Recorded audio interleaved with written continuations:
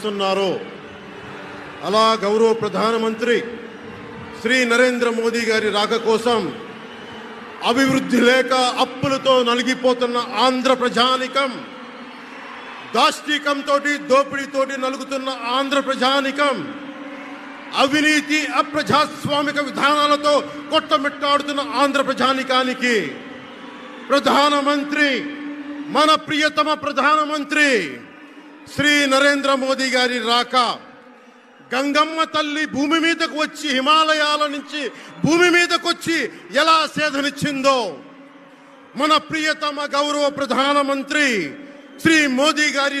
రాక ఈ ఎన్డీఏ పునర్కలయిక